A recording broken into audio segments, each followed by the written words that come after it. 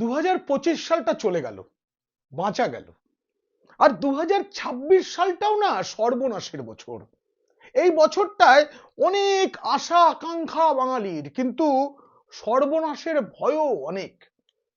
রাজ্যের শাসক দলের কাছেও বছরটা মোটেও ভালো নয়, বড় সর্বনাশের বছর এটা তাদের কাছে।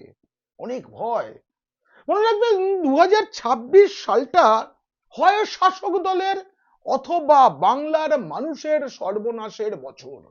যে কোনো একজনের সর্বনাশ, অপরের পৌষ মাস। আপনাদের মনে করাতে চাইছি 2024-25 কেন দীর্ঘ বছরের পর বছর আমরা কি নিয়ে কি সহ্য করে মুখ বুজে কাটিয়ে চলেছি বছরের পর বছর। 2025 সালেই যদি খোঁজা হয় তাহলে অনেক অনেক অনেক চোখের জলের অস্তিত্ব পাওয়া যাবে।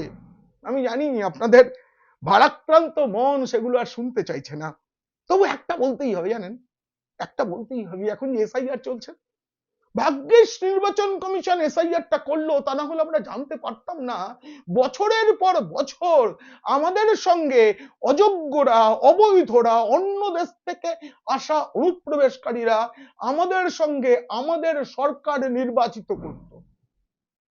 আজ তাদের নাম কাটা যাচ্ছে বলে সর্বনাশ দেখতে পাচ্ছেন আমাদের গর্বের মুখ্যমন্ত্রী, সততার প্রতীক মমতা বন্দ্যোপাধ্যায়। এই বছরটায় যার যা সর্বনাশ হোক পরোয়া নেই, বাংলার যেন না হয়। কারো সর্বনাশ হলে হোক, বাঙালির আর পশ্চিমবঙ্গের যেন পৌষ মাস হয়।